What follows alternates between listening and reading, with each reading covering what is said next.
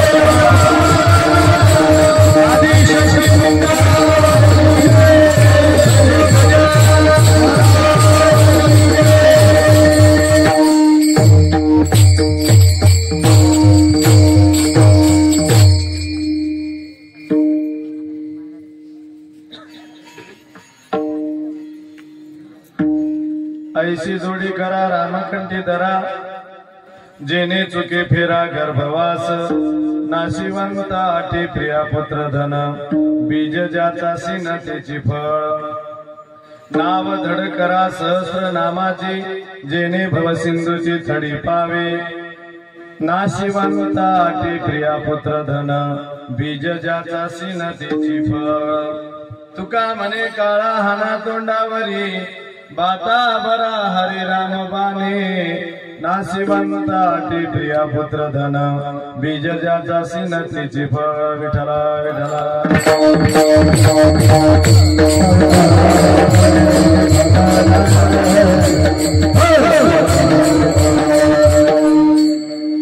ऐशी जोडी करा रामकंठी धरा जेने चुकी फेरा गर्भवास नाशिवंता टी प्रिया पुत्र धन बीज ज्याचा सिनतेची फळ प्रस्तुत कीर्तन रूपी सेवेकरता निवडलेला अभंग देवमान्य संतमान्य जगमान्य वैराग्य कैवल्य मूर्ती देहू निवासी जगद्गुरु श्री संत तुकाराम महाराज यांचा 4 चरणाचा असून यच्च यावत भूतलावर जन्माला आलेल्या प्रत्येक मनुष्य मात्राला जगद्गुरु तुकाराम महाराज उद्धाराचा मार्ग सांगतायत विठ्ठल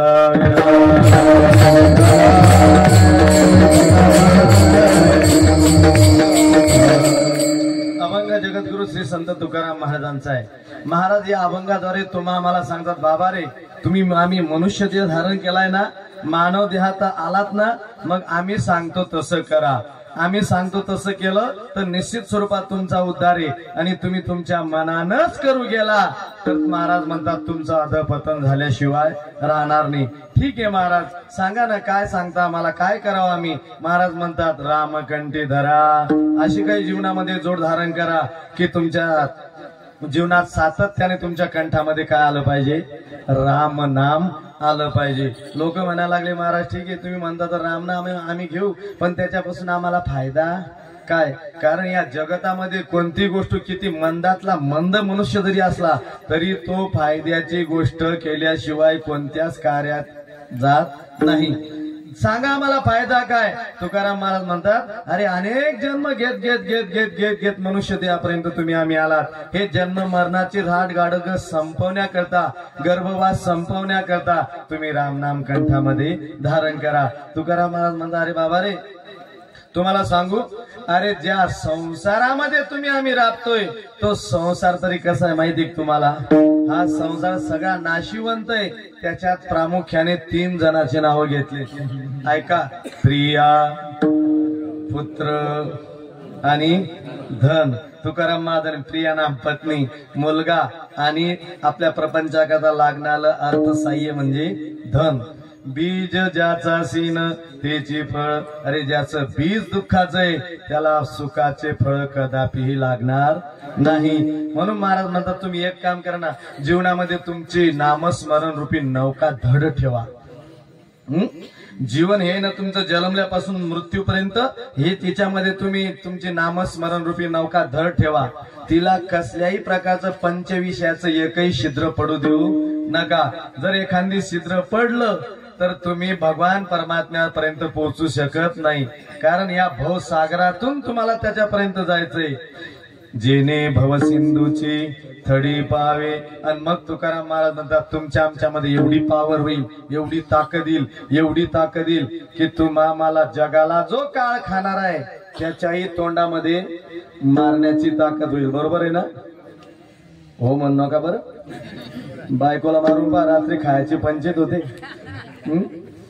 एक कोणाच्या तोंडात मारणी काळाच्या एवढी सोपी गोष्ट नाही राजीव पण तुकाराम महाराज म्हणतात तुका म्हणे काळा हा ना तोंडावरी पण कधी बाता बरा हरी रामबाणी तुमचा आमचा शरीर रूपी बाता हा राम नामाने भरा तेव्हा कुठं तुम्ही त्या काळाच्या तोंडात हाणाल। अभंगाचा शब्दचा अर्थ सरळ सरळ तुमच्या पुढे मांडण्याचा प्रयत्न केला।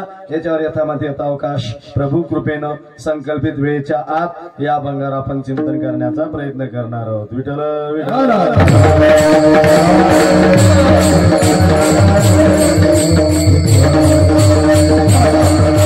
पांडुरंग करू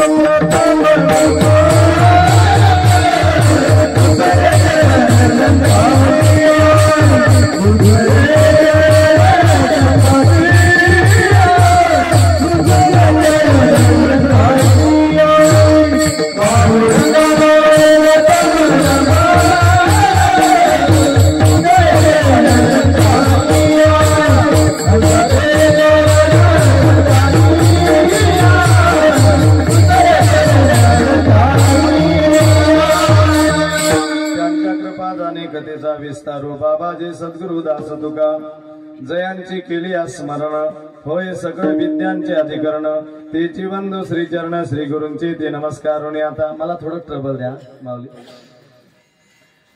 प्रभु के चरणों में सदा पुनि पुनि करो प्रणाम कभी तुझे भूलो नहीं मेरे प्रियतम श्याम. काय माझी वाणी मानेल संतासी रंजवू चित्तासी आपुलिया सरस्वती माते द्यावी मज स्फूर्ती येतो का कुलती तुझ लागी आपुल्या बासी दर्याता ती न करी भजिती जनामध्ये मुस्तक हे पायावरी या वारकरी संताच्या सच्चिदानंद रूपाय विश्वोत्पत्त्यादि हेतवे तापत्रय्य विनाशाय श्री कृष्णाय वयं नमः. लोकाभिरामं रणरंगधीरं राजीव नेत्रं रघुवंशनाथं कारुण्यरूपं करुणाकरं श्रीरामचन्द्रं शरणं प्रपद्ये. प्रथम ही गुरु को शिष्य नमाओ हरि चरणों में ध्यान लगाओ. जय जय जय हनुमान गोसाई कृपा करो गुरुदेव की नाम. मंगल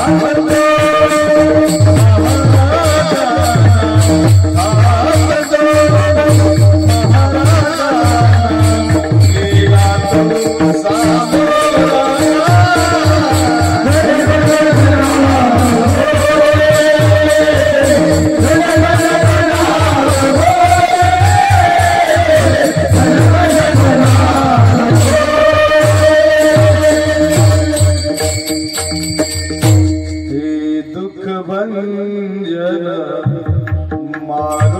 मंगल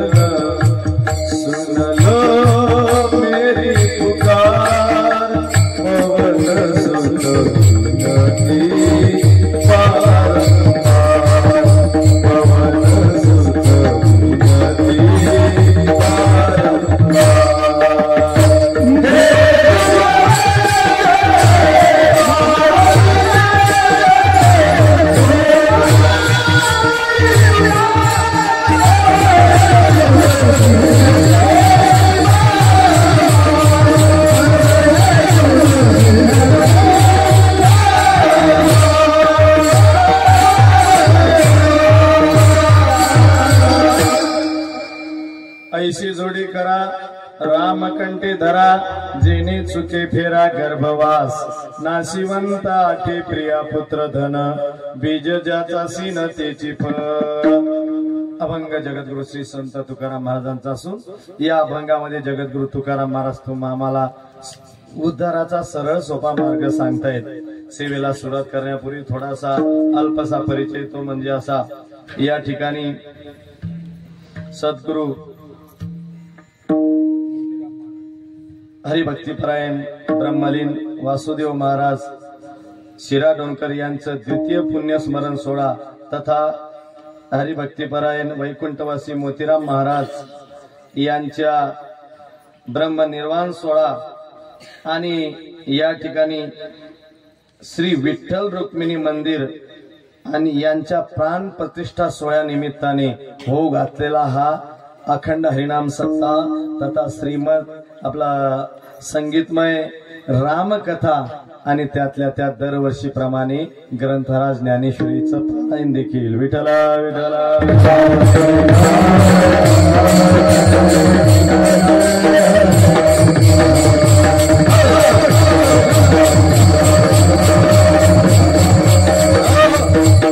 आणि या देव दुर्लभ सोहळ्यामध्ये आज 5व्या क्रमांकाची सेवा माझ्यासारख्या पामराकडं आमचे आदरणीय हरिभक्तीपरायण प्रभाकरजी महाराज अर्थात छोटू महाराज ऐका नाही, छोटू महाराज म्हणा वाटत नाही मला, पण प्रभाकर महाराज ऐका नाही, तुम्ही आवडीने छोटू महाराज म्हणतात त्यांना, पण ते आता मोठे झाले.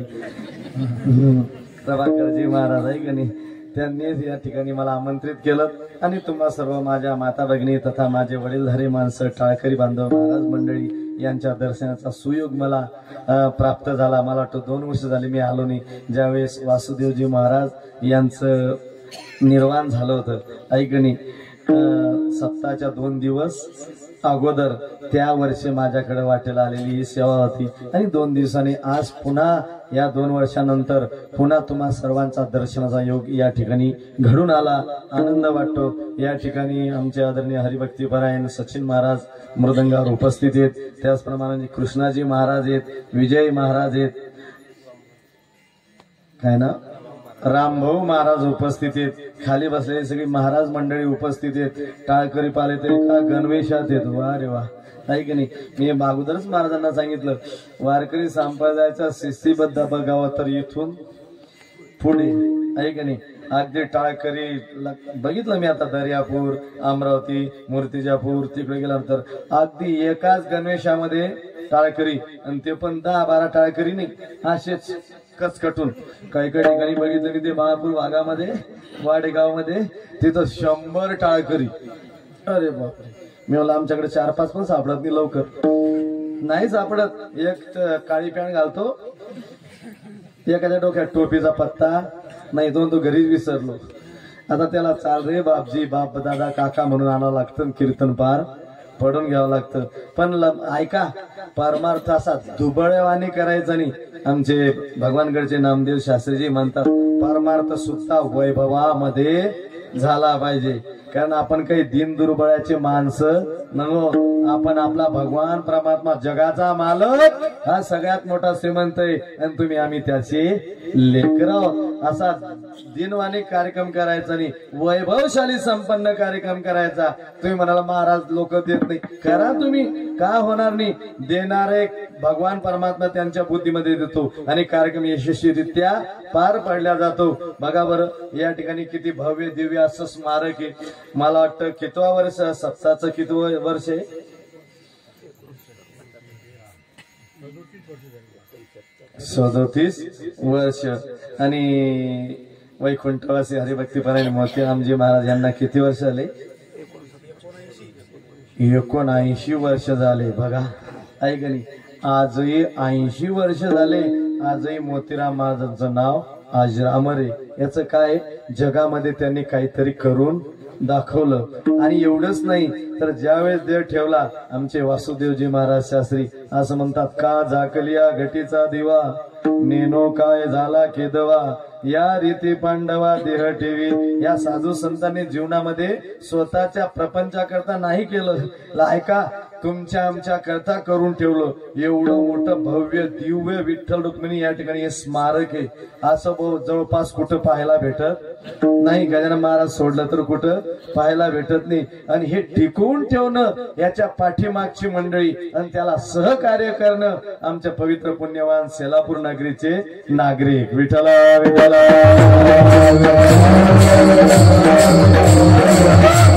पण आजही काय तर या ठिकाणी मोतीराम महाराजांच्या पुण्यतिथीच्या निमित्ताने किंवा भगवान पांडुरंग परमात्म्याच्या वर्धापन दिना निमित्ताने या ठिकाणी वासुदेव महाराजजी यांच्या पुण्यतिथी निमित्ताने हा सप्ताह आपण चालू ठेवलेला आहे। पहिलेच मोतीराम महाराजांची पुण्यतिथी, त्यानंतर 2 वर्षापूर्वी वासुदेवजी महाराज गेले त्यांची पुण्यतिथी। बघा ना, योगायोग सप्ताहाच्या लगतच घडून आली।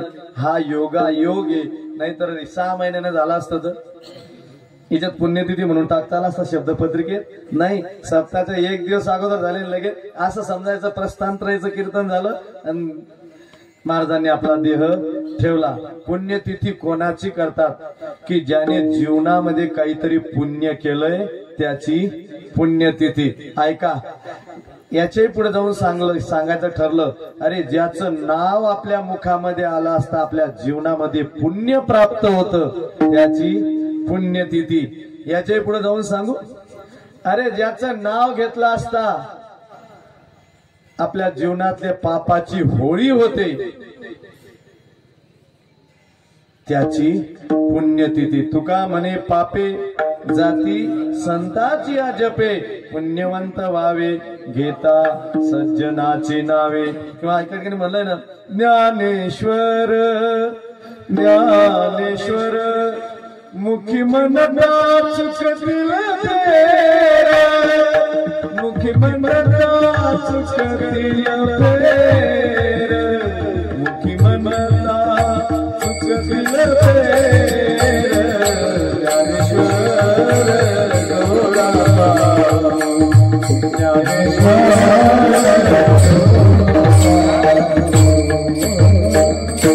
ज्ञानेश्वर ज्ञानेश्वर मुखी म्हणता चुकतील फेर। अरे तशांची पुण्यतिथी आहे। आज ज्ञानोबराय 750 वर्ष झाले समाधीत बसले, पण आजही ज्ञानोबरायचं नाव मुखावाटे। जगद्गुरु तुकोबरायांना 400 वर्ष झाले, आजही त्यांचं मुखामध्ये नाव आहे का? गेले दिगंबर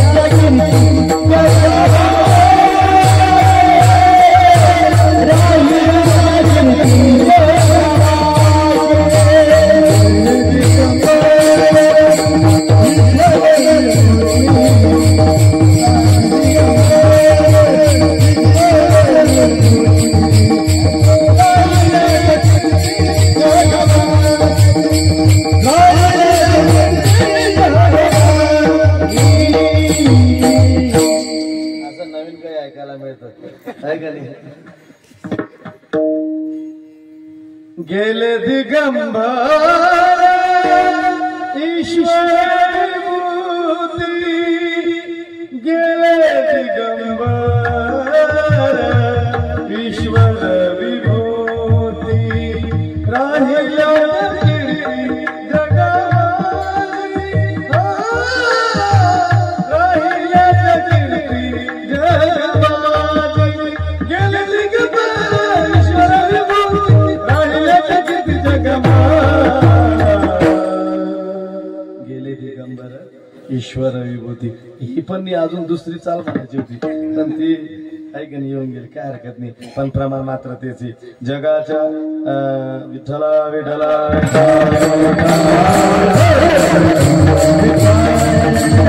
वाऱ्या हाती माप चाले सज्जनाचे, कीर्तीमुखी त्यांचे नारायण। अरे साधू संत जरी निघून गेले तरी आजही त्यांची कीर्ती आजरामरे आजरामरे। बघा ना, त्यांच्या जीवनामध्ये त्यांना सुईचं खायला मिळत होतं का? ज्ञानोबरायांच्या मधुकरी लवकर देत नव्हते आळंदीतले लोक. जगद्गुरु तुकोबरायांच्या जीवनात बघा, वडिलांच्या टायमाला 65 लाखाची जहागिरी, पण ज्यावेळेस वडील वारले, सगळे वारले, सगळ्या संसाराचा बोजा अंगावर पडला, तुकाराम महाराजांनी सगळ्या उधारीच्या बाई इंद्रायणीच्या डोहामध्ये नेऊन टाकल्या. कोणाला उधारी मागितली नाही. बरं होतं नव्हतं ते सगळ्यांना लोकांना देऊन टाकलं. बस तुकाराम महाराज काहीच नाही. असं म्हणतात की तुकाराम महाराजांची पत्नी एक अन्न करता करता मेली.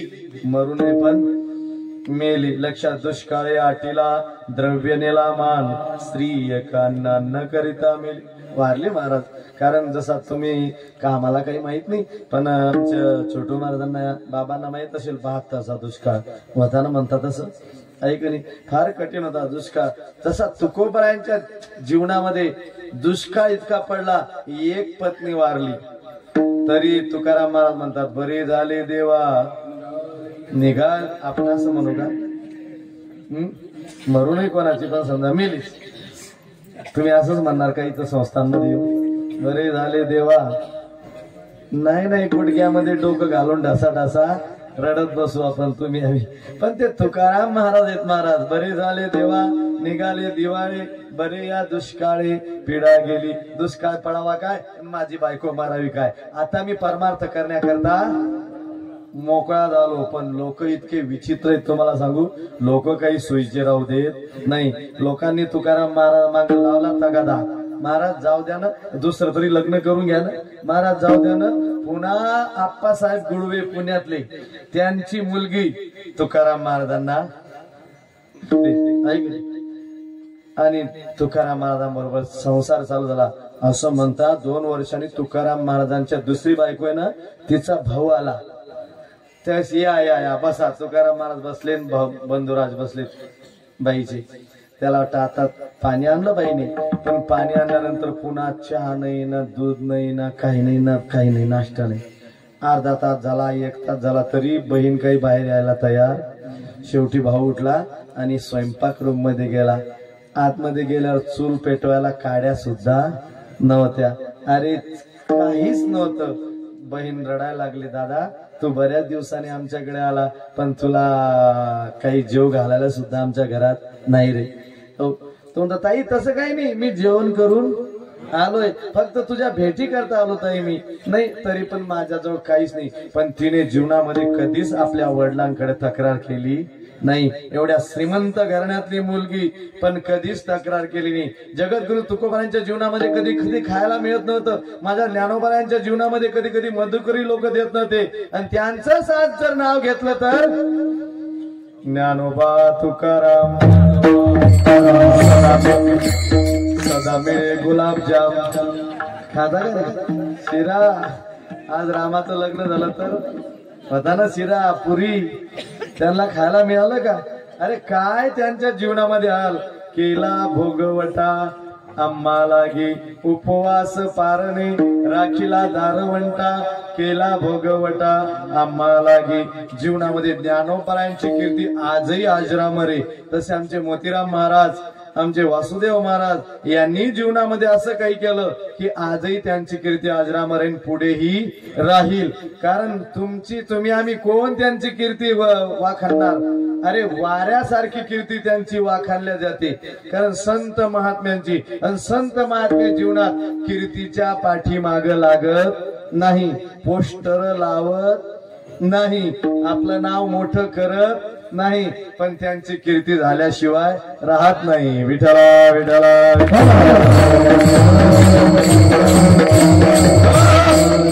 या ठिकाणी अगदी त्यांच्या पदस्पर्शाने पुण्यवानी पवन झालेली ही भूमी आहे. आणि या ठिकाणी भगवान विठ्ठल रुक्मिणीचा प्राण प्रतिष्ठा सोहळा, म्हणजे याला काय म्हणतात? वाढदिवस. पुन्हा दुसऱ्या भाषेत काय म्हणतात? तुम्ही काही सांगणार नाही आता, आहे की नाही? त्यालाच म्हणतात बर्थडे. काय म्हणतात? हॅपी बर्थडे असं काहीतरी म्हणतात, आहे की नाही? खालीवर काय पाश्चात्य देशातलं अनुकरण आपले लोक करतात, काही कळतच नाही, आहे की नाही? खरं आहे ना? पाश्चात्य देशातलं अनुकरण आहे. अरे इंग्रज 150 वर्ष राहिले, पण बरंच आपल्या भारतामध्ये आपल्या करता टाकून गेले आणि त्यांचं अनुकरण आजही आपण करतोय. इमानदारीने सांगा दादा, राग नको द्या, तुम्ही चड्डी घातली, चड्डी पॅन्ट कोणाची, भारतीयांची आहे का इंग्रजांची? म्हातारे जरी झाले तरी काय घालतात ते तुमच्या इथले नाही बरं, आमच्याकडे सांगतो मी. कारण भारतीयांचा पेराय धोतर, नेहरू शर्ट. आजही सोलापूर उस्मानाबाद मध्ये जाऊन पहा, म्हातारे लोक काय घालतात? फेटे घालतात. लक्षात घ्या, फेट्यामध्ये भरपूर काही दडलेलं आहे का नाही. पूर्वीचे लोक आहे ते महाराज, पण इंग्रजांनी असं काही करून दिलं की ते बरंच इथं सोडून गेले तुमच्या आमच्यामध्ये, आहे की नाही. चहा कोणी आणला? फुकट पाजला. पण आज बस स्टँडवर एखादी पाहुणा भेटला, तुम्हाला फुकट पाजता का? त्याला पैसे खर्च करावे लागतील. इंग्रजांना भरपूर तुमच्या आमच्या करता सोडलं आणि आपल्यातलं चांगलं चांगलं घेऊन गेले, तरी आपल्याला काही सूद येत नाही. कशावरून सांगतो मी तुम्हाला? हॅपी बर्थडे, आहे की नाही. भगवान पांडुरंग परमात्म्याचा काय आहे? वाढदिवस आहे. बरं, वाढदिवस म्हणजे काय दादा, आहे की नाही? वाढदिवस म्हणजे काय? आपण जगत जगत आलो का मरत मरत आलो? खरं सांगा, प्रत्येकाने सांगा, जगत जगत आलो का मरत मरत आलो?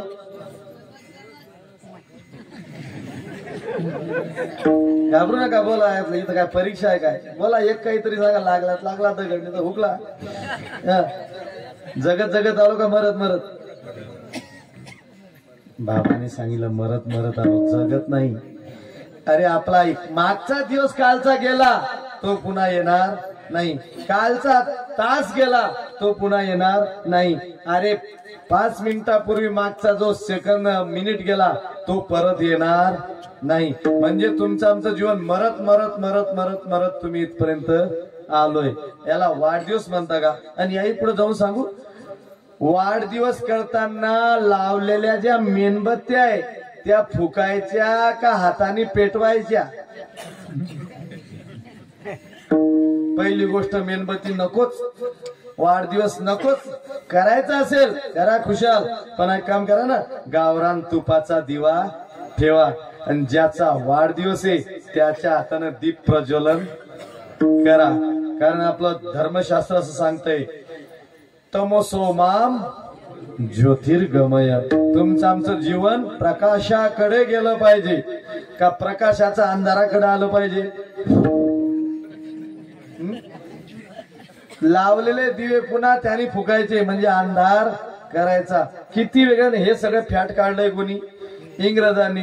सांगायचा अर्थ असा की भगवान परमात्म्याचा वाढदिवस आणि संत महात्म्यांची या ठिकाणी पुण्यतिथी असा देव दुर्लभ सोहळा आपल्या या विठ्ठल रुक्मिणी संस्थान मोतीराम महाराज संस्थान या ठिकाणी संपन्न होत आहे. या ठिकाणी ग्रंथराज ज्ञानेश्वरी पारायण समवेत संगीतमय तुलसी रामायण कथा प्राप्त होते. ज्यांच्या मुखा रविंदातून या ठिकाणी तुम्ही आम्ही श्रीराम कथा श्रवण करत आहोत असे आदरणीय हरिभक्तीपरायण श्याम महाराज दसरखेड यांच्या मुखारविंदातून रामकथा श्रवण करत आहोत. आणि दरवर्षीप्रमाणे याही वर्षी ग्रंथराज ज्ञानेश्वरीचं व्यासपीठ आहे. आदरणीय हरिभक्तीपरायण आमचे प्रभाकरजी महाराज कुंड यांच्या विद्यमानाने या ठिकाणी ज्ञानेश्वरी पारायण संपन्न होत आहे. कारण तुम्हाला सांगू, ज्ञानेश्वरी पारायण करणं फार गरजेचं आहे. अलीकडच्या काळामध्ये ज्ञानेश्वरी पारायणच बुडण्यात आलंय. लोक ज्ञानेश्वरी पारायण करतच नाही. पहिला 15-20 वर्षाच्या अगोदरचा काळ खेडोपाडी ज्ञानेश्वरी पारायण चालायचे, पण अलीकडच्या काळात ज्ञानेश्वरी पारायच नाही. अरे 9035 माझ्या ज्ञानोबारायांनी ओव्या लिहिल्या, त्या ओव्यामध्ये किती मोठं ज्ञान ज्ञानोबारायांनी घातलंय. पण वाचील कोण?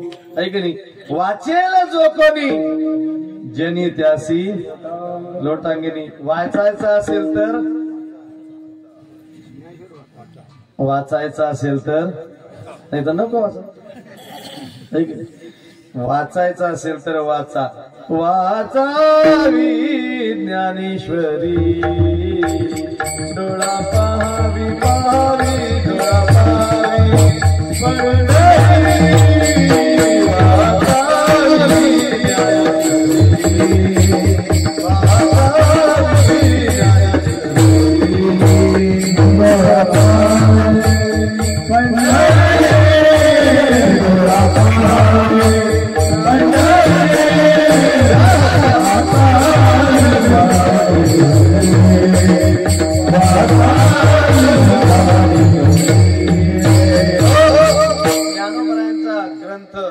ज्ञानेश्वरी या ठिकाणी पारायण चालू आहे. तुलसी कथा रामकथा या ठिकाणी महाराजांच्या मुखारविंदातून तुम्ही आम्ही श्रवण करतात. आनंदाची गोष्ट आहे रामकथा आहे की नाही. कारण रामकथाचा आजचा 5वा दिवस आहे ना. 5व्या दिवसाला आज मर्यादा पुरुषोत्तम प्रभू रामचंद्रीचा विवाह संपन्न झाला आहे की नाही. आज जनकपुरीमध्ये विवाह संपन्न झालाय. असं म्हणलं जातं की रामकथा ही अत्यंत गोड कथा आहे. जीवनामध्ये रामकथा ज्यांनी ज्यांनी ऐकली ना त्यांनी जीवनात कसं वागावं, कसं वागल्यानंतर चांगलं होईल हे कोण शिकवतंय? रामकथा शिकवते. भावा भावाने कसं वागायचं, जावा जावाने कसं वागायचं हे कोण शिकवते? रामकथा शिकवते. म्हणून रामकथेमध्ये बघा तुम्ही, ते रामकथेचं ब्रीदच आहे, रघुकुल रीत सदा चली आई,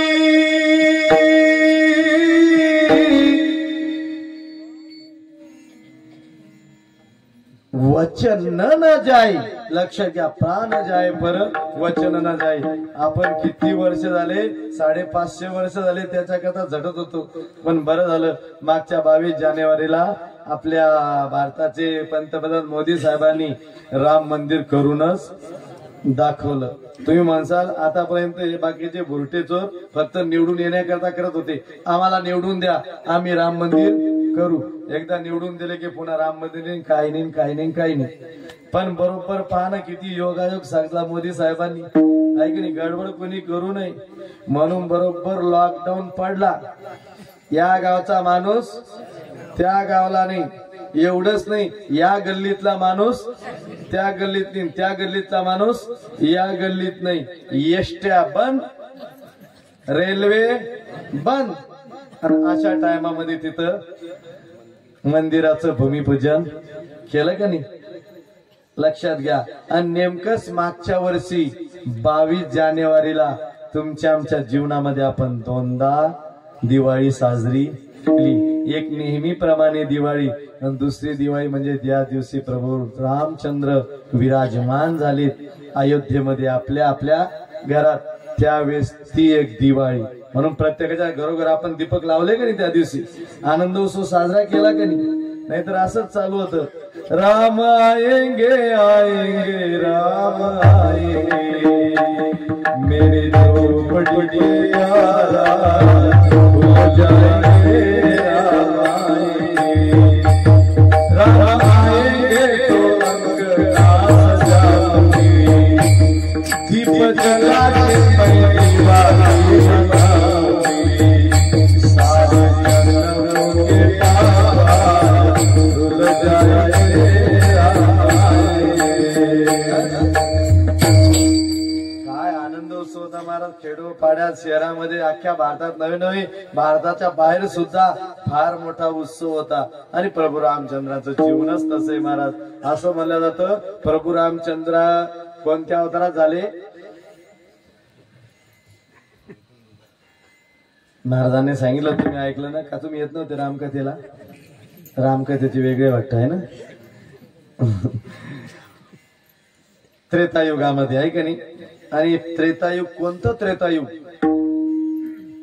कारण हे युग 28वं चालू आहे. कितवं? 4 चौकडीचं एक युग. असे किती झाले युग? 28. म्हणजे या चौकडीतलं त्रेतायुग नाही, 24व्या चौकडीतलं जे त्रेतायुग आहे त्या त्रेतायुगामध्ये मर्यादा पुरुषोत्तम प्रभू रामचंद्र जन्माला आले. कितव्या? 24व्या त्रेतायुगातले. आणि 28व्या युगामध्ये भगवान कृष्ण परमात्मा बौद्ध रूप धारण करून भीमाच्या तटी विटेवर उभा आहे. ते युग कितवं आहे? कितवं? 28वं. म्हणून त्याची आरती गायली, युगी 28. लोकांना म्हणलं का हो देव कधीपासून? 28 युगापासून उभा आहे. असं त्याचं गणित साध्य केलं पाहिजे. 24व्या युगामध्ये मर्यादा पुरुषोत्तम परमात्मा त्या रामचंद्र प्रभू त्या ठिकाणी झालेत 24व्या युगामध्ये, म्हणून रामकथा भव्य आणि दिव्य स्वरूपाची या ठिकाणी चालू आहे. आनंद वाटतो. बहुसंख्येने माझ्या माता भगिनी उपस्थित आहेत, त्यातल्या त्यात माझे वडीलधारी माणसं उपस्थित आहेत. आनंद आहे. फक्त आपला 1 तास यायला, 1 तासामध्ये आपल्या सेवा समर्पित करायचंय. प्रत्येकाला हात जोडून विनंती आहे की जराशे खुश रागड्या होतो मी, का तुम्ही कसकटून जेवून आले का काय, का तुम्हाला बळजबरी ओढत आणलं दोर बांधून जाल. तुम्ही असे बसले की जसे बस खुश राहायचं. अरे भगवान परमात्म्याने तुम्ही आम्हाला हे जीवन दिलंय. काही काहींचे 50 वर्ष उलटले, काही काहींचे 40 वर्ष उमटले, गेले की नाही उलटले ना तुमच्या आमच्या जीवनामध्ये. काही काहींचे लाकडं तुम्ही म्हणा, मी कशाला म्हणू. अरे जीवनामध्ये आनंदित राहा ना. मोजकं जीवन आहे, मोजकं. कधी फुगा फुटेल, कधी आयुष्याची दोरी काही सांगता येत नाही. म्हणून त्या कोणीतरी एका कवीने लिहिलंय पा, आनंद या जीवनाचा सुगंधा परी दरवळा, पाण्यातला जैसा ओटातून दरवळा. आनंद या जीवनाचा सुगंधा परी दरवळा. माणसाने जीवनामध्ये आनंदित राहा. कसं एकदम खुश. दुसऱ्याने आपल्याकडे पाहिल्याबरोबर त्याचं किती दुःख असलं तरी त्याच्या अंतकरणाचं दुःख निघून गेलं पाहिजे, असं पाहिजे. कसं ज्ञानेश्वर महाराजांना विचारा ना, दर्शनाची प्रशस्ती. अरे ज्याचं दर्शन घेतलं असता मनाला समाधान लाभेल, पुण्य लाभेल, असा चेहरा पाहिजे. नाही तर कधी हसला तरी हसत नाही, रडला तरी रडत नाही. जसा काय एखादी बुजगावनं आणून ठेवलंय. तुम्हाला नाही म्हणत बरं, एकदम खुश राहा. बुजगावनं माहितीये तुम्हाला, जेवारी आता वाढली त्याच्यामध्ये तो माणूस कशाला सकाळी सकाळी जाईल. त्याला 10 वाजता उठायची सवय. त्याने दिलं एक काडी घेतली, त्याला अशा आडवी काडी बांधली, त्याच्यात ते तुटकं शर्ट दिलं घालून, वरून काय ठेवलं मडकन. ते असं पक्ष्याला असं वाटतं बापरे मालक आहे काय. हळूहळू पक्षात असतो. पक्षी म्हणतो आता असाच असाच आहे. हळूहळू जाता जाता थोडे जवळ जाता तरी तो हात बी हलवत नाही. शेवटी त्याच्या डोक्यावर जाऊन बसता. मग त्याला समजते काय बुजगाव नाही, हे आपल्याला काही करणार नाही. खा नाही की नाही. तसं एकदम खुश राहा कीर्तनामध्ये, कारण देवाचं स्वरूपच आनंद आहे की नाही. श्रीमद भागवताच्या पहिल्या श्लोकामध्ये काय वर्णन करत असताना, सच्चिदानंद कसा आहे आनंद घने. आपणही आनंदात राहा आणि कीर्तन होईपर्यंत एकदम प्रफुल्लित चेहऱ्यानं माझ्याकडे तुम्ही लक्ष द्या. कशाप्रमाणे ज्ञानोबराय म्हणतात ना, आदित्याची सदा सन्मुख सूर्यापुढे, आदित्याची फुले सदा सन्मुख सूर्यापुढे. आदित्याचं फुल म्हणजे सूर्यफुल. सूर्यफुलाचं सकाळी सकाळी तोंड कुणीकडे असतं, सूर्याकडे असतं. तसे तुमचे टवटवीत चेहरे माझ्याकडे 10 वाजेपर्यंत राहू द्या. टवटवीत सांगितलंय मी. तुम्ही जर सूर्यफुल खुडायला आल्यासारखं आटोपला समजा कार्यक्रम, तसं काही करू नका. कारण भगवान परमात्म्याच्या दरबारात तुम्ही आम्ही आलेलो. हा धर्म मंडप आहे, याच्यामध्ये अगदी आनंदात राहायचं. आणि इथं आल्यानंतर हाताने टाळी, मुखाने नामस्मरण करत चला. तुम्हाला सांगू, जीवनामध्ये या धर्ममंडपामध्ये येण्याकरता मागच्या जन्माचं पुण्य असावं लागतं. अरे असं म्हणलं जातं की तुमच्या प्रपंचातली वेळ जेव्हा जेव्हा तुम्ही या कथा कीर्तनात सत्संगात याल, ती दिलेली वेळ फक्त तेवढीच देवा करताय. इथून एकदा कपडे झटकून तुम्ही घराकडे निघाले, ती वेळ कोणा करताय मग. संसारा करताय, ही दिलेली वेळ देवा करताय. म्हणून प्रत्येकाने हाताने टाळी मुखाने नामस्मरण करा. कारण जेवढं जेवढं नामस्मरण कराल तेवढं नामस्मरण तुमच्या आमच्या जीवनात पदरात पडल्याशिवाय राहणार नाही. विठ्ठला विठ्ठला. आणि हे पण घडण्याकरता मागच्या जन्माचं पुण्य लागतं किंवा देव आवडण्याकरता पुण्य लागतं. बहुत सुकृताची जोडी वर्णन केले किंवा पूर्व पुण्याईची असेल पुण्याई तोची मुखी गाई भाग्यवंता घरी भजन भाग्यवंता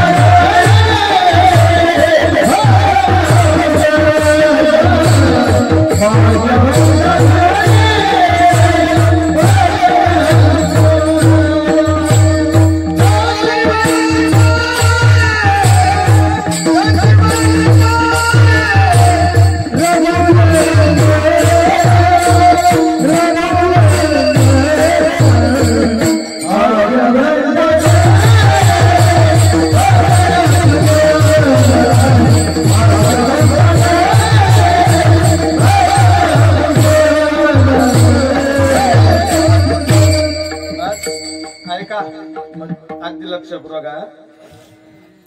आमचे गुरुजी सांगायचे कीर्तन ऐकत असताना इतकं तटस्थ राहायचं, इतकं तटस्थ राहायचं, सर्व इंद्रियाचे कान करून कीर्तन ऐकलं गेलं पाहिजे. कधी कीर्तनकारांनी मधात विचारलं त्याचं उत्तर लगेच देता आलं पाहिजे. जो नित्य अगदी सातत्याने सर्व इंद्रियाचे कान करून कीर्तन ऐकतो तो तटस्थ राहतो. नाहीतर तुम्हाला घरी टीव्हीवर कीर्तन ऐकता नसतं आलं का? पण इथं येऊन का? कारण टीव्हीवरचं ऐकणं वेगळं आणि इथलं ऐकणं वेगळं. कारण मी सांगत नाही, टीव्हीवर अभंग ऐकलेले वेगळे आणि स्वतः गायलेले वेगळे. मी नाही म्हणत, एका ठिकाणी अभंगात वर्णन केलंय, परिमळ मनोनिया चोळू नये फूल खाऊ नये मूल आवडते. तुकाराम महाराज म्हणतात एखादी फुल जर चांगलं असलं तर त्याला चोळू नये. एखादी मुलगा खूप छान दिसला आवडत असला तर त्याला खाऊन टाकू नये. तुकाराम महाराज म्हणतात अजून पुढे दिलंय, यंत्र भेदून नाद पाहू नये. यंत्र भेदून नाद, यंत्र म्हणजे यंत्रातून आलेला ध्वनी, तो ध्वनी तुम्ही आम्ही ऐकायचा नाही, तर प्रत्यक्ष त्याची कृती करायची. म्हणून प्रत्येकाने हाताने टाळी मुखाने नामस्मरण करा. अभंग जगद्गुरु श्री संत तुकाराम महाराजांचा आहे. या अभंगामध्ये तुकाराम महाराज तुम्हा आम्हाला नवीन काही करण्याचं शिकवतात. ऐका, जगद्गुरु तुकाराम महाराज म्हणतात, बाबा रे तुमच्या आमच्या जीवनात काय तर सातत्याने तुम्ही जगताय ना, जगत असताना तुम्ही जसं तुमच्या जीवनात कर्म करताय तसं न करता आम्ही सांगतो तसं करा. कारण तुकाराम महाराज या अभंगामध्ये कर्माचा त्याग शिकवित नसून तुम्हा मला कर्म करण्याची रीत शिकवत आहेत. एवढ्या शब्दाखाली डबल अंडरलाईन मारून ठेवा तुम्ही. तुकाराम महाराज या अभंगामध्ये कर्माचा त्याग शिकवित नसून कर्म करण्याची रीत शिकवत आहेत. मग त्याग का शिकवत नाही? महाराज म्हणतात शास्त्रीय दृष्ट्या कर्माचा त्याग होतच नाही, त्याकरता कर्माचा त्याग शिकवलेला नाही. मग कर्माची रीतच का शिकवली? तर तुकाराम महाराज म्हणतात अगोदर ती रीत तुमची आमची चुकत असावी आणि नंतर महाराजांनी ती रीत तुम्हा आम्हाला समजावून सांगावी. ऐका, शास्त्राच्या भाषेमध्ये जर विचार केला तर कर्म इतकं सूक्ष्म, इतकं सूक्ष्म, इतकं सूक्ष्म आहे. ज्ञानोबरायांना विचारा, ज्ञानोबराय म्हणतात मातेची उदरी गर्भ घेऊसी तुझा. ज्ञानोबराय म्हणतात आईच्या उदरात जो आला ना गर्भ तो कर्माला बरोबर घेऊन आलेला आहे. एवढंच नाही तर शास्त्राने पुन्हा त्याचे 3 कोट्या सांगितल्या आहेत. जागृती अवस्थेमध्ये कर्म, स्वप्न अवस्थेत कर्म, सुषुप्ती अवस्थेमध्ये कर्म. किती झालेले? 3. जागृती अवस्थेत कोणतं कर्म? तुम्ही आम्ही सकाळी उठल्यापासून तर रात्री झोपी जाईपर्यंत दैनंदिन जे जे काम करतो याला म्हणतात जागृती अवस्थेतील कर्म. सकाळी उठणे, दंतधावन करणे, बाहेर दिशेला जाणे, स्नान करणे, चहा पिणे, दर्शनाला जाणे, पुन्हा घरी येणे, नाश्ता करणे, डबा घेणे, शेतात जाणे नाही तर कामाला जाणे, पुन्हा घरी येणे, हातपाय धुणे, चहा पिणे, याच्या त्याच्याशी गप्पा मारणे आणि पुन्हा जेवण करणे आणि एका पलंगावर बसून येऊस चिटकू घेऊन चित्र बदलवत बसणे. ते नाही जमलं तर वाट्यावर बसून याच्या त्याच्या गप्पा मारणे. जांभळ्या आल्या की आपापल्या घरात जाऊन झोपणे. एवढे जे दैनंदिन व्यवहार आहे ना, हा जागृती अवस्थेतील कर्म आहे. याचाच विचार गीतेमध्ये भगवान परमात्म्याने अर्जुनाला सांगितलं, अर्जुना अरे माझा भगवत भक्त या जगतामध्ये वावरतो ना, सामान्य माणसासारखा खातो पितो उठतो बसतो सगळ्या काही क्रिया करतो. श्लोक आहे ना बाबा, पश्यन शृण्वन स्पृशन जिग्रन नशनन गच्छन स्वभाषुषन. याच्या ज्ञानोपरायने टीका केली, आहारा ते स्वीकारी तेजा ते परिहरी निद्रेची अवसरी निधीचे सुखे. तोही नेत्री पाहे तोही चालतो आहे. अर्जुना अरे सगळ्या काही क्रिया सामान्य माणसासारखा माझा भक्त करतो. याला म्हणतात जागृती अवस्थेतील कर्म. दुसरा वर्ग असा आहे स्वप्न अवस्थेत कर्म. माणसं स्वप्नामध्ये हजारो किलोमीटर लांब जाता का नाही, 10x10च्या खोलीत झोपतात आणि स्वप्नामध्ये हजारो किलोमीटर निघून जातात. अरे स्वप्न तर जाऊ द्या, थोडं स्वप्न लांबच राहिलं, त्याच्या अलीकडे झोप पा. काही काही माणसं रात्री पूर्व पश्चिम झोपतात, सकाळी उठायला जात ते. बरोबर आहे ना, अगदी तुम्हाला आहे वाटायचं ज्ञान. काही काही झोपेत देखील कर्म करता काही काही. एवढंच नाही, काही काही माणसं सकाळी जर पुढच्या खोलीत झोपले रात्री तर सकाळी घरच बदलून टाकतात झोपेमध्ये. झोपेमध्ये कर्म आहे. आळंदीत असताना आमचा एक विद्यार्थी, आम्ही इंद्रायणी नगरला राहायचो, तो त्याला झोपेमध्ये चालायची सवय होती महाराज, आहे का नाही. झोपलो आम्ही, तो उठला, त्याने वळकटी गोंडाळली, आपल्या बगलीत घेतली, निघाला. जेव्हा दरवाजा दणकन लागला त्याला, तेव्हा तो जागा झाला. पुन्हा वळकटी आचरली, पुन्हा झोपला. आम्ही सकाळी उठून बाकीच्याने विचार केला, हा जर असाच गेला, दरवाजा उघडा असला तर इंद्रायणीत गेल्याशिवाय राहणार नाही झोपेमध्ये. मग तेव्हापासून आम्ही काय करायचो, आतून कुलूप लावून घ्यायचो. म्हणजे झोपेमध्ये सुद्धा कर्म आहे. झोपेत कर्म आहे, मग स्वप्नात कर्म नाही का? स्वप्नात देखील कर्म आहे. एखाद्या राजाचा रंक होतो आणि रंकाचा कुठं? स्वप्नात. ऐका, नाथ महाराजांनी सुंदर वर्णन केलंय. राजा चक्रवर्ती निज मंदिरी निजेला सुमन से देवरी तो स्वप्नी होनी भिकारी अंत्य जागरी अन्न मागे. सम्राट राजा आहे, चक्रवर्ती राजा आहे.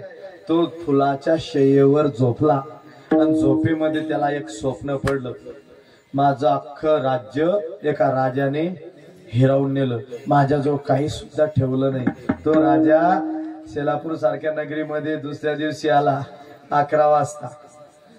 आणि दुपारची 11ची वेळ कशाची बाबा? भुकेची. त्याला भूक लागली. तो राजा प्रत्येकाच्या दार, माय बाप खोरभर तरी भाकर द्याव, पण कोणीच भाकर वाढायला तयार, कोणीच वाढायला तयार नाही. गावाच्या बाहेर जो पूर्ण गाव मागून आपलं पोट भरतो त्याच्या दारात गेला, हे बाबा अरे खोरभर तरी भाकर दे.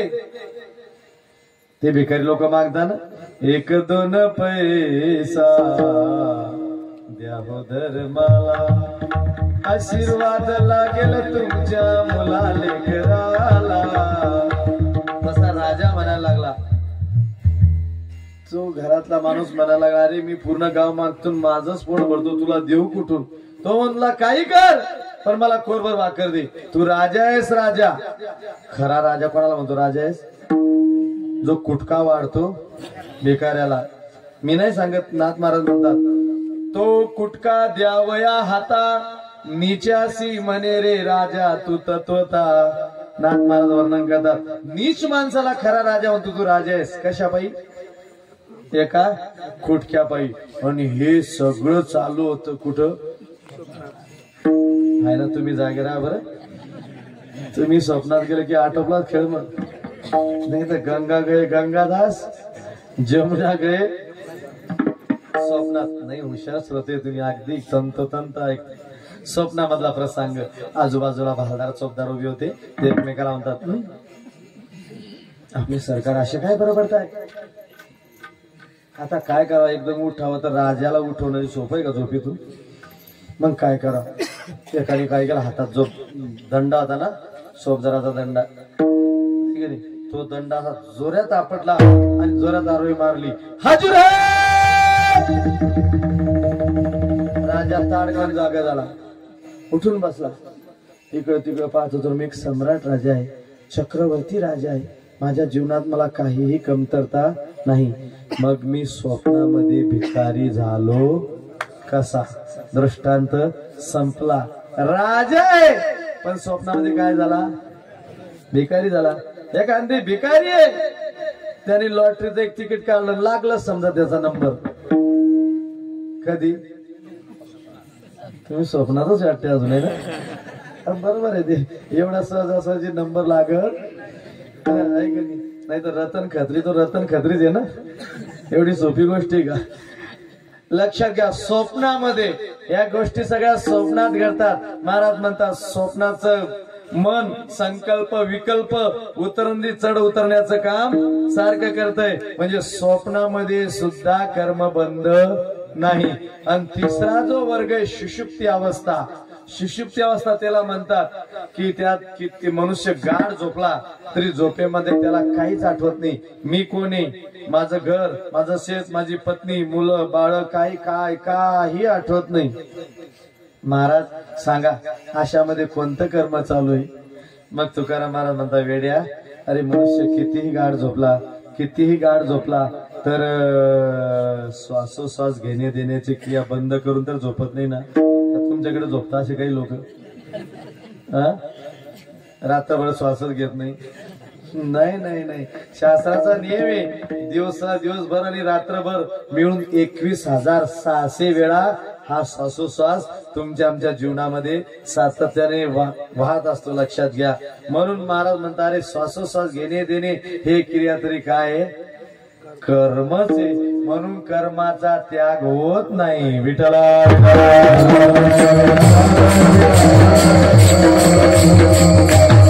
तरी काही भाग म्हणतात आम्ही कर्म करणार नाही, आम्ही कर्म करणार नाही. तुकाराम महाराज म्हणतात, तुझ्या शब्दाचा आग्रह शिल्लक आहे, तुझ्या जीवनात कर्म बंद पडलेलं नाही. म्हणून संग जव प्रकृतीचा तव वरी त्यागून गडे कर्माचा, ऐशी आई करू म्हणती तयाचा आग्रची उरे. आहे की नाही? आग्रह फक्त शिल्लक आहे. एका ठिकाणी तर गावंडळाच्या यादीत काढलंय, कर्म जीवनात होतंय तरी नाही म्हणतो, हागा सव्यासाची मूर्ती लावून देहाची, जे खंत करते कर्माची ते गावांडे गा. आहे की नाही? ज्ञानोबाने सांगितलं, रे तुमच्या आमच्या जीवनात कर्म होणार, होत राहणारच.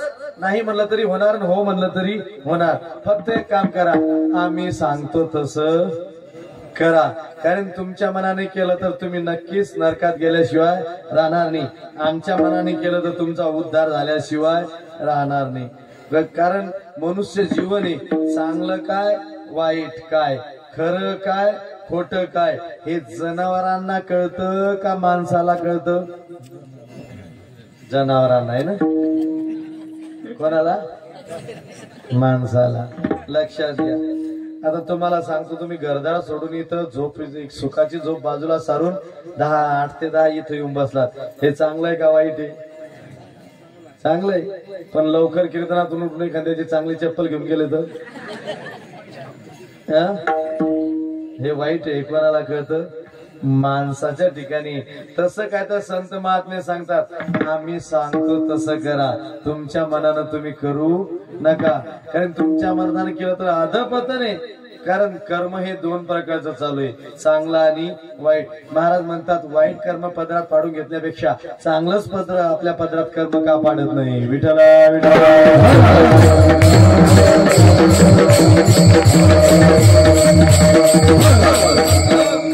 जाऊ द्या. आज रामायणातला प्रसंग ऐकला. रामायणातली तुम्ही 2 मिनिटं कथा सांगतो. या रामायणामध्ये ज्यावेळेस विश्वामित्र प्रभू रामचंद्र आणि लखनजींना जनकपुरीमध्ये घेऊन गेले सीतेच्या स्वयंवराकरता, त्या ठिकाणी गेले. आणि तिथं नेमकं असं म्हणलं तर अनेक राजे लोक आले होते, राजकुमार आले होते, क्षत्रिय वीर आले होते, जपी तपी संन्यासी मानव सगळे त्या स्वयंवरामध्ये उपस्थित होते आणि त्या स्वयंवरामध्ये प्रभू रामचंद्र लखनजी सुद्धा होते. वरती काय तर वरच्या मजल्यात सीतामैया आणि त्याच्या काही सखिया उपस्थित होत्या. सीतामैयाच्या हातात वरमाळा होती आणि जनक राजाने पण मांडला होता, जो कोणी हे कोदंड उचलून मोडेल त्याला ही माझी मुलगी मी त्याला देईल. त्याच्या गळ्यामध्ये ती माझी मुलगी वरमाळा टाकेल. आणि त्याच स्वयंवरामध्ये लंकेचा राजा रावण होता. रावण यायच्या अगोदर प्रत्येक जण सीतेला पाहिलं. प्रत्येक धर्माचा आपला नंबर पहिला लागला पाहिजे. कशा करता? बाण ओसल्या करता. कारण पाहिलं कोणाला? सीतेला. आणि बाण ओसल्याचा काय होता? पण होता. आपला नंबर लागला पाहिजे. तुम्हाला नाही माझा लागला पाहिजे. तुम्हाला मी आत्ता जाऊन मोडून टाकतो. पण जेव्हा रावण आला त्यावेळेस कोणीच पुढे व्हायला तयार नाही, कारण तो रावण होता. रावणासारखी शक्ती त्या काळामध्ये प्रभू रामचंद्र सोडले तर दुसऱ्यात कोणामध्ये नव्हतं.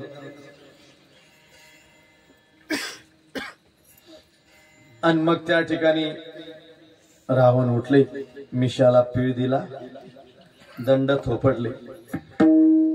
पण रावणच उठला, बाकीचं कोणी उठतच नाही. काय भानगडे? मग पुन्हा उंच असणार जनकजी उभे राहिले आणि सगळ्या त्या स्वयंवरातल्या राज्य लोकांना सांगितलं, अरे या पृथ्वीवर एकही असा शूरवीर उरला नाही का जो कोणी कोदंड धनुष्य उचलून मोडेल म्हणून. असं म्हणल्यावर लक्ष्मणाला काय आला? राग आला. माझ्या प्रभूच्या अंगात बळ आहे, धनुष्य उचलून मोडायचं. माझा प्रभू या ठिकाणी बळाचा वापर का करीत नाही? काही गोष्टी अशा आहे झाकल्या तरी झाकल्या जात नाही. तारों के तेजो में चांद छुपे नहीं, सूरज छुपे नहीं, बादल छायो रीड पड़े रजपुत छुपे नहीं, दाता छुपे नहीं मांगनायो. तारों के हजारो चांदणे असू द्या, चंद्र नावाची देवता ही झाकल्या जात नाही. किती कात्र ढग आले, सूर्य नावाची देवता झाकल्या जात नाही. अरे युद्धाची बातमी कळाली की राजपूत नावाचा वीर आहे, तो कधीच चुलीला पाय लावून घरात बसणार नाही. किंवा याचक दारापुढे आला तर दाता हा त्याला दिल्याशिवाय राहणार नाही. या गोष्टी झाकल्या तरी झाकत नाही. मग माझ्या प्रभूच्या अंगात बळ आहे, माझा प्रभू का वापर करीत नाही? मग लक्ष्मण सांगला, प्रभू कानात सांगलं, हे शब्द बरे आहेत का? तुमच्या अंगात बळ आहे, तुम्ही वापर का करीत नाही? हे जनकजींचे शब्द आहेत, राजा जनकजींचे, तुम्ही का वापर करीत नाही? प्रभू रामचंद्र गालातल्या गालात असले, सांगितलं, लक्ष्मणा सूर्योदय केव्हा होतो रे? केव्हा होतो सूर्योदय? तुम्ही का सगळे सूर्यवंशी काय? सूर्योदय केव्हा होतो? सूर्योदय होण्याच्या अगोदर काय प्रक्रिया होती? बरोबर आहे. अरे पहिले अगोदर पूर्ण लाल बुंद आकाश होत का नाही? लाल बुंद आकाश होत आणि नंतर सूर्य देवता ही निघते. कारण काय करावं, कारण पूर्वीचे लोक पहाटे उठायचे म्हणतात आहे ना. 4 वाजता शेणगुट करायचे, चारा पाणी करायचे. आमच्या माता मावल्या सुद्धा पहाटे उठत पाणी भरायचे विहिरीहून वगैरे, सगळा समार्जन करायचे, रांगोळ्या टाकायचे. आता माता मावल्याही उठत नाही आणि आमचे भाऊ सुद्धा उठत नाही. ऊन पडल्यावर उठतात. पूर्वीचे लोक सूर्यनारायणाला उठवायचे. सहस्र दीपे दीप कैसी प्रकाशली प्रभा, कैसी प्रकाशली प्रभा.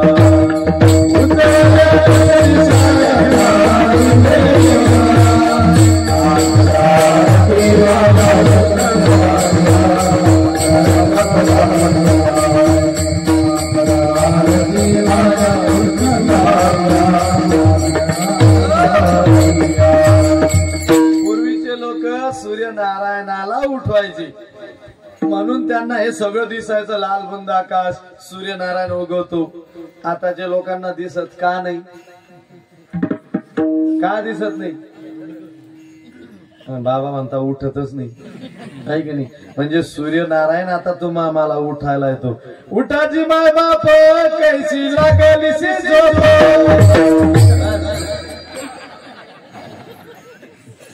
सूर्यनारायण तुम्हा आम्हाला उठवतो आहे. माय बापानं उठा. मी केव्हाचा उठलोय.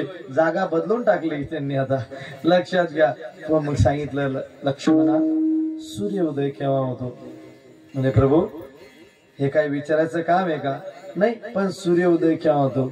म्हणजे अगोदर लालबुंद आकाश होतं, नंतर सूर्यनारायण हे देवता निघते. बस बस बस. आता तो लालबुंद झालाय म्हणजे क्रोधायमान झालाय. आता सूर्य उगवतो. काहीतरी 11व्या अध्यायामध्ये ज्ञानोबारायण तिचं वर्णन केले. जेने देवाचा मान घेवसिला, धर्माचा जीर्णोद्धार केला, सूर्यवंश उदयला सूर्य जोता.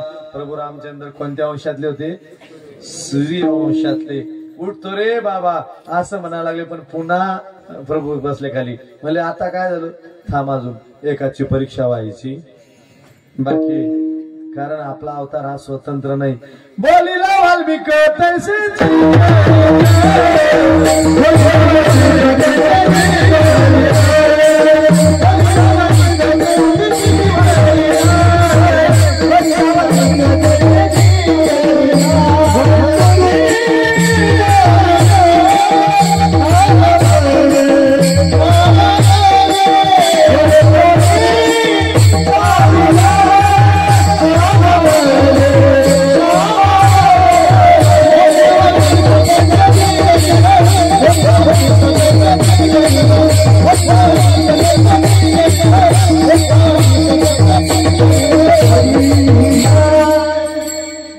बोलिला वाल्मीक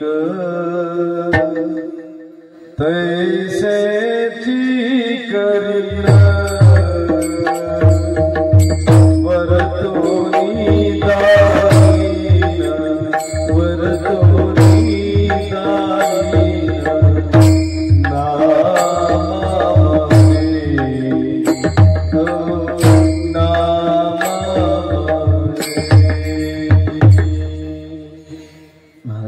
सांगितलं काय हरकत नाही. मग मारीश मामाला गोष्ट सांगत होते. मारीश मामाला रावण माले मामा. मग त्या ठिकाणी कोणीच सुटलं नाही. मी सुटलो. मिशाला पिळ दिला, दंड थोपटले आणि मग त्या ठिकाणी मी चालायला लागलो. उठून उठून उठील कोण? पठ्याशिवाय आहेच कोण? तुम्ही ऐकलं नाही काय घोषणा? आता तर झाल्या असे ना, येऊन येऊन येईन कोण? 500 रुपये रोज आले म्हणतात. दगड्याशिवाय आहेच कोण? तेवढेच फक्त 15 दिवस दाजे तवाने करण्याकरता. एकदा भाऊ जिंकून आले की तू कुठे पडतोय काही घेणं देणं. तसा अहंकाराने रावण म्हणला येऊन येऊन उठून उठून उठून कोण? पट्ट्याशिवाय. ठीक आहे या. गेले. धनुष्याच्या अहंकाराने पाया पडले आणि धनुष्य उचलायला लागले. ते काय तिरकांडीचं धनुष्य होत. अरे 10,000 हत्तीच्या बळाचं साह्य त्या धनुष्यामध्ये होते. किती हत्तीच्या? मी सांगत नाही. एका रामायणात त्याचा उल्लेख. ज्यावेळेस ते धनुष्य भगवान भोलेनाथाने परशुरामजीला दिलं होतं. परशुरामजी आणि जनकजी अगदी मैत्री होती दोघांची. एक दिवस परशुरामजी जनकजींच्या घरी आले. धनुष्याचं कोपऱ्यात ठेवलं. मागच्या घरामध्ये गप्पा मारायला लागले. ती 5 वर्षाची काठी. कोण? सीता 5 वर्षाची असताना ती गेली. पुढच्या घरात ते धनुष्य घेतलं, दोन्ही पायाच्या मधात टाकलं, घोडा घोडा करत. कोण? सीता. परशुरामजी नैष्ठिक ब्रह्मचारी. 2 तास गप्पा मारल्या. म्हणले येतो जनकजी आम्ही. म्हणले काय हरकत नाही. निघाले. धनुष्य हातला. धनुष्य तेव्हा माझं धनुष्य कोणी घेतलंय? माझं धनुष्य कोणी घेतलंय? कोणी माझ्या धनुष्याला हात लावलाय? खबरदार ज्याने हात लावला असेल त्याचा मी निपात करून टाकेल या ठिकाणी. कोणी घेतलंय? परशुरामचा राग म्हणजे ज्यांनी 21 वेळा निक्षत्रिय पृथ्वी केली सोपी गोष्ट नाही. आणि ते धनुष्य. आणि इकडे तिकडे पाहायला लागले. इकडे तिकडे शिपाई लोक पाहायला लागले. एका शिपायाने सांगितलं राजेसाहेब आपली राजकुमारी सीता घोडा घोडा करून खेळते. पाहिलं. स्वतः परशुरामजीने बघितलं. आणि मग जनकजीने म्हणले सीते आणि इकडे असं म्हणत नाही ते सीतेने तिथंच फेकून दिलं आणि मागच्या घरातून घरात चालली गेली. सांगितलं जा रे आणा. 1-2 जण गेले धनुष्य उचलायला, ते हल्लं बी नाही. 10-15 जण झाले, मुळीच नाही हल्लं. 100 जण मिळून उचललं तरी हल्लं नाही. आणि असं म्हणतात 10,000 हत्तीचं बळ, त्या बळाचा वापर करून ते एका अंतपुरामध्ये ठेवलं. परशुरामजीला सांगितलं मी ते नेणारच नाही आता. म्हणले का माझ्या धनुष्याला स्त्रीचा हात लागलाय ना, मी त्याला स्पर्श करणार नाही. चाललो. परशुरामजी निघून गेले. सीता जेव्हा उपवर झाली तेव्हा सीतेच्या प्रत्येक बापाच्या मुलीला काळजी लागते ज्यावेळेस लग्नासारखी झाल्यानंतर. तसं जनकजींना काय तर काळजी लागली. जनकजी म्हणायला लागले माझ्या मुलीचं लग्न कोण्या राजकुमाराबरोबर लावं. ऐकली विचार करायला लागले. पुन्हा असा विचार केला की हाच पण का ठेवला गेला, धनुष्याचाच पण का ठेवला गेला.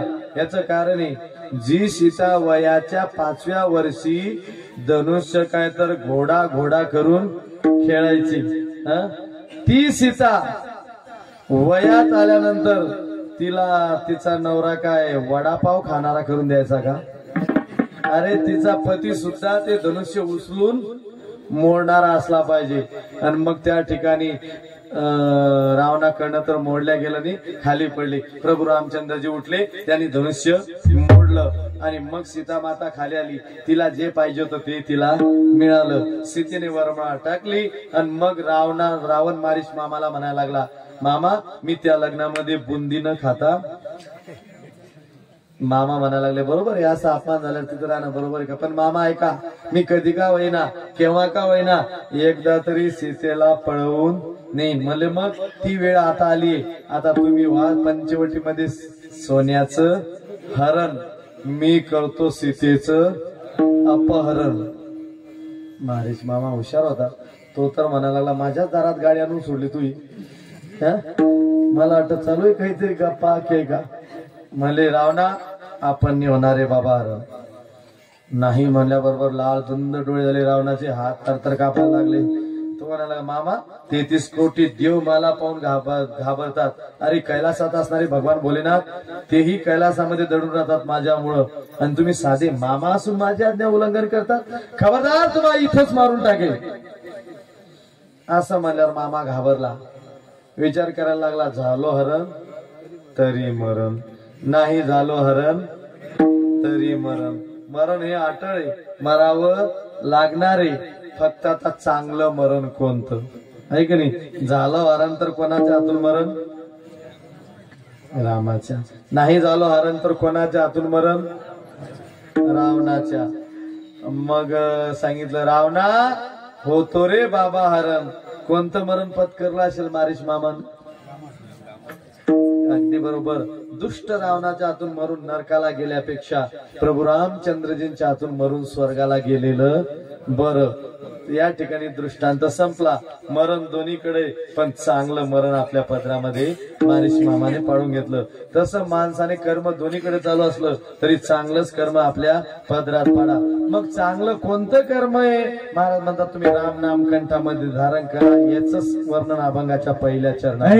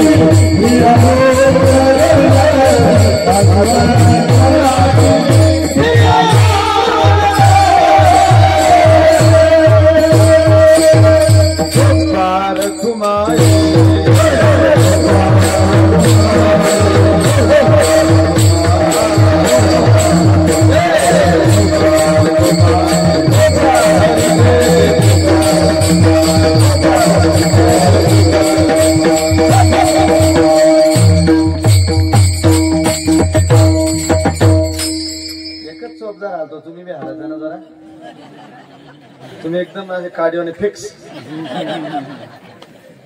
थोडस बरं राहतो जरा हलवले की कंबर दुखत नाही आहे की नाही. पावल्या का खेळल्या तर पावल्या खेळल्या अंग जरा चांगलं राहतो एकदम. तुम्ही एकदम पॅक तुम्हाला अटकवलं तिथे एकदम चांगलं असतं या वयामध्ये. ऐसी जोडी करा रामकंठी धरा जैनी चुकी फिरा दरबास कंठामध्ये धारण करा. कंठामध्ये धारण करा म्हणजे बांधायचा का राम नाम घ्या. कारण सगळ्यात महत्वाचं राम आहे आणि राम नाम असे महाराज राम अगदी सगळ्यांना म्हणता येणार नाम आहे. कृष्ण तरी येत ज्याचे दात पडले तरी कृष्ण येतं का. कृष्ण म्हणतात ते काय म्हणतात काय हवा निघून जाते फुसकून कृष्ण कृष्ण येत नाही. पहा ना तुम्ही काही काही म्हाताऱ्या लोक म्हणतात आई मावशी तुम्ही सप्तशृंगी हा 74 शिंगीला आम्ही गेलतो. कुठे गेलते म्हणता ना. ज्याचे दात पडले ते काय म्हणता 74 शिंगी. ती 74 शिंगी असो का 7 असो जिचे 7 हात आहेत ऐक नाही शृंग आहे तिला काय म्हणतात 7 हस्त जिचे. पण ऐका विठला विठला अगदी राम नाम अगदी अगदी सुंदर आहे. महाराज म्हणतात तुम्ही कंठामध्ये धारण करा. पण त्यांना होणार काय जेणे चुके बेरा गर्भवास तुमचा गर्भवास कायमचा संपेल. लोक म्हणतील ना मला काय घेऊन त्या गर्भवासाच. पण गर्भवासाचं इतकं दुःख दुसरं कोणतं. कारण 4 दुःखापैकी ते एक दुःख आहे सगळ्यात.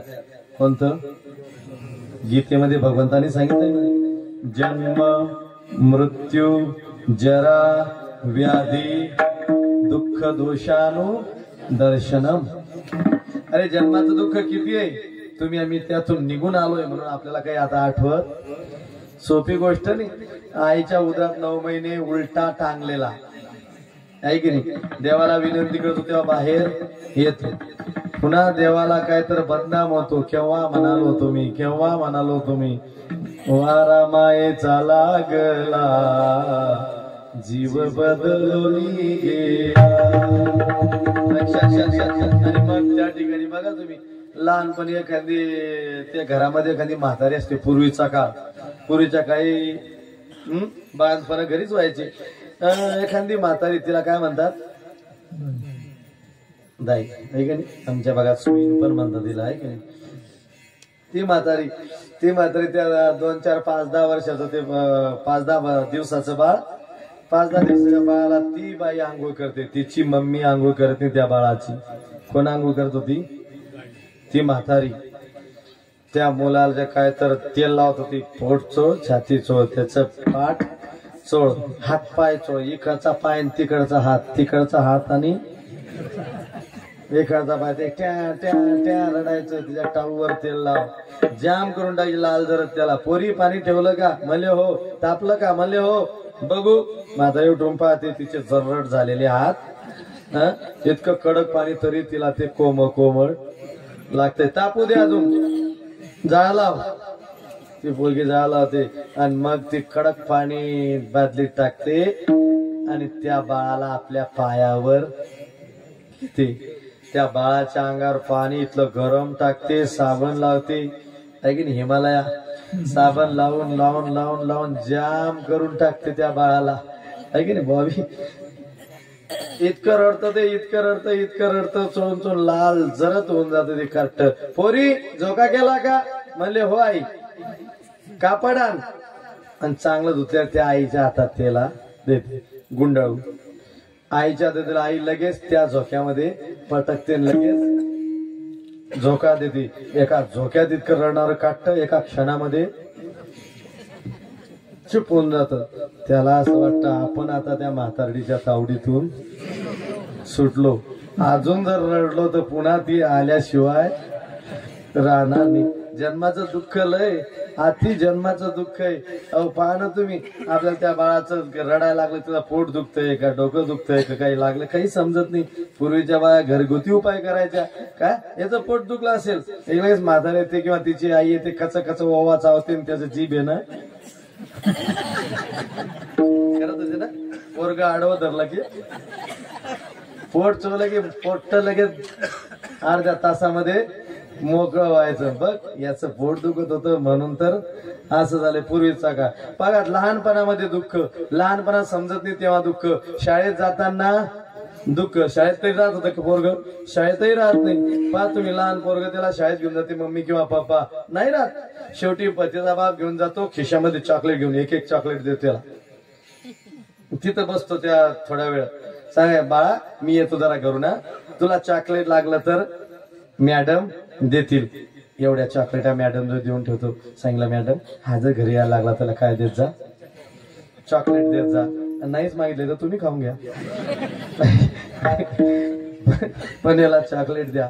हो ते दुःख असं करता करता पुढे शाळेचं दुःख, शाळेचं दुःख करता करता त्यात असं नोकरीचं दुःख. नोकरी भेटली तर छोकरीचं काय असं दुःख आहे. नोकरीवाला आता ज्यांना नोकरी त्यांना आहे, ज्यांना नोकरी नाही ते असेच आहे. मग घोड म्हणजे आहे ना, काही काही 35 वर्षाचे नवरदेव आहे का तुमच्याकडे? महाराज लोक आम्हाला सांगता, महाराज तुम्ही जाताना पहा ना कुठं तरी. आता तेवढंच राहिलं आमचं, आहे घरी फक्त पोरी पाणी. लोक काय बघा तुम्ही, आईचं जी झोपड्यामध्ये राहते मुलीचे आई बाप, पण इच्छा कशाची करते आपल्या मुली कुठं द्यावी? स्लॅबच्या घरात 20-25 एकर शेती असली पाहिजे किंवा नोकरी असली पाहिजे. मी याच्या उलट ऐका, शेती नसली तर चालेल, घर नसलं तर चालेल, पण मुलगा फक्त कसा पाहिजे? निर्व्यसनी पाहिजे. अरे जो 1500 रुपये जरी दिवसाचे कमवून आणले तरी त्याच्या संग आपली मुलगी सुखाने संसार करेल का? लय पैशावाला आहे जो रात्री 2 वाजेपर्यंत घरीच येत नाही, तिथं आपली मुलगी सुखात राहील का? नाही. मुलगी तिथं द्या की तो मुलगा सुसंस्कृतीत असावा आणि बिगर व्यसनी असला पाहिजे. आपली मुलगी तिथे निश्चित सुखाची राहील. नाही तर बऱ्याच ठिकाणी असं पाहायला भेटतं, मोठ्या घरी पुरी दिल्या पण ते म्हणता आमचं नशीब फुटलं. काही पाहिजे आमच्या वडिलांनी आम्हाला फार मोठ्या घरी दिलं पैशावाले म्हणून, पण काही उपयोग नाही. काही ठिकाणी लय, काही ठिकाणी त्रास आहे. मी सगळ्या ठिकाणी म्हणत नाही, पण आहे त्रास. बघा तुम्ही, लग्न होत नाही, लग्न झालं तर पुन्हा मुलगा होईलच याची गॅरंटी नाही. पहिले जात होते लोक भावनगरला, ती म्हातारडी मेली आता काही तिथं जाऊन फायदा? म्हणले पोटावर हात फिरवला की पोरग होत होतं. खरंय काय खोट आहे ऐक नाही. ती म्हातारी भावनगरची, लय लोक गाड्या घेऊन जात होते, लयच लोक जायचे. माग इथं बारा पोरग चादराला बाबा निघाला होता ना, तिथं कमी निघायचे का लोक? लोकांना फक्त माहिती पडलं पाहिजे. लोक लगेच तो त्याच्या पुढे तर तो त्याच्या काय म्हणे, बाबा फक्त चादर डोक्यावर. डायबिटीस कसली असो कायमची गुप्त झाल्याशिवाय राहणार नाही. महाराज म्हणतात हे सगळं जीवनामध्ये दुःख आहे. कायमचा गर्भवास संपवायचा असेल तुम्ही रामनाम कंठामध्ये धारण करा. एवढंच नाही, अरे हा रोग लागलेला आहे तुमच्या आमच्या जीवनात. पुनरपि जननम पुनरपि मननम पुनरपि जननी जठरेशन हे संसारे कृतस्तारे कृपयापार पाहि मुरारे भज गोविंदम भज गोविंदम मूढमते. महाराज म्हणतात हे सगळे मग तुम्ही ज्या संसारात आहे ना त्या संसारात गुरफटून राहू नका. देह भेटलाय ना तर तुम्ही आम्ही सांगतो तसं करा. तुम्ही हा संसारचा गुरफटून बसू नका.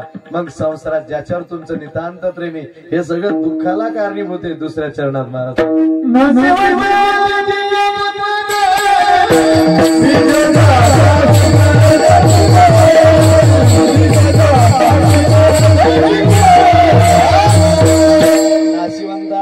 प्रिया पुत्र धन बीज ज्याचा सीन त्याची फळ. महाराज म्हणतात हे सगळं नश्वर आहे, खोट आहे. पण खरं सांगा, खोटं वाटतं का आपल्याला? आपल्यावर खरं आहे का खोटं आहे? बाबा तुझं घर खरं आहे का खोटं आहे? तिकडे काय पाहतो मी तुला विचारतोय, तुला वाटतं त्यांच्याकडून उत्तर मिळेल का? अरे तुझं घर खरं आहे, तुझंच आहे का खोटं आहे? खरं आहे की नाही? पण ते कसं आहे, खोट आहे. आपला असतं तर आपल्याला ग्रामपंचायतचा पैसा भरावा लागला असता घरपट्टी. का भरतोय आपण? आपलं ते नाहीच आहे. म्हणून आमच्या बहिणा सरळ सांगितलंय ना, अरे हा संसार असा आहे, हा खरा दिसतोय पण तो खरा नाही. कशाप्रमाणे एक दृष्टांत सांगतो ऐका. एक मुलगा आपल्या मुलाला घेऊन एक जण बाजाराला गेले, मोताळ्यासारख्या बाजाराला किंवा मलकापूरला. बाजारात गेल्यानंतर बाजार संपूर्ण घेतला आणि परत निघाले, पण त्या काट्याला एक नाग दिसला, सर्प. तो बापाला म्हणतो, पप्पा साप. चले सापाला ते रडायला लागलं जोर जोरात, साप. विचार केला हे रडणं थांबणार नाही, गरज तो गेले. कितीला म्हणले, 10 रुपयाला. घेतला तो साप, टाकला पिशवी, आले घरी. मात्र त्याच्या पप्पाने पिशवी खाली टेकवली, पुन्हा गाडीला किक मारून शेतामध्ये चालला गेला. त्याची आजी घरात झोपली होती जेवण करून. खाऊन असली तुम्ही? आजी घरात झोपली होती जेवण करून, डराडोर घोरत होती. हे पोरग पुढच्या घरात तो नाक घेतला, खेळता खेळता खेळता खेळता त्या म्हातारीच्या छातीवर गेला ठेवून, लबराचा नाक. आता त्या म्हातारीनं श्वास पोटात घेतला की तो नाग असा तोंडाजवळ यायचा, मग श्वास सोडला की माग व्हायचा. हे त्या बाळाच्या मम्मीला काही माहिती नाही. 4 वाजले, तिला असं वाटतं आपणही चहा घेऊ. आत्याबाई नाही चहा देऊ उठून. तिने 2 कप चहा घेतला आणि गेली. आतल्या घरात जाते, पाहते तर म्हातारी झोपलेली, पण म्हातारीच्या छातीवर काहीतरी नीट पाहिलं तर तिच्या हातातल्या बस्या खाली पडल्या. आता काही खरं नाही. तिने लगेच शेजारी पाजाला पाहायला सांगितलं, लगेच बोलवलं, माणसांना बोलवलं. म्हणजे आमच्या म्हातारीच्या अंगावर साप. हा, ते काट्ट निघून गेलो होतो बाहेर खेळायला. सगळे पाहायला लागले, कोणी काठी आणला, कोणी काय म्हणले मारू नका, मग आमची माफी झाली जाईल. म्हणजे काय करा, म्हणजे थांबा. सगळे जमले आणि त्या किलकिल मध्ये 20-25 लोक बाहेर जमले. एकूण तिकून म्हातारी मधात झोपेल. म्हातारीला त्या आवाजानं जाग आली. म्हातारीने डोळे उघडले आणि श्वास घेता घेता ते डोळे उघडले. म्हातारीने तो नाक पाला आणि डोळे गारगोटीचे करून टाकले. तद्दाम म्हातारी गेली ना, काय पाहता माझ्याकडे तुम्ही, मेली. जे काट आलं तेवढ्यात पळत पळत त्या गर्दीतून खालून एखाद्या तंगडीतून गेला, लगेच तो साप हातात घेऊन चालला गेला. दृष्टांत संपला. साप खरा होता का खोटा? म्हातारी खरी होती का खोटी? खोट्या सापाने कोणाला मारलं? खऱ्या म्हातारीला. तसंच हा खोटा संसार आहे, पण हा आपल्याला दुःख दिल्याशिवाय राहत नाही. महाराज म्हणतात, नाशिवंतांनी प्रिया पुत्रधन बीज ज्याचा सिनतेची पण नाव दड करा सहस्रनामाची जेणे भव सिंधूची तोडी पावे. आणि मग तुकाराम महाराज म्हणतात, अरे या जगाला खाणारा जो काळ त्याच्या तोंडात थांबण्याची ताकद तुमची आमची होईल. तुका मने काळा खाना तोंडावरी, तुका मने काळा खाना तोंडावरी, तुका मने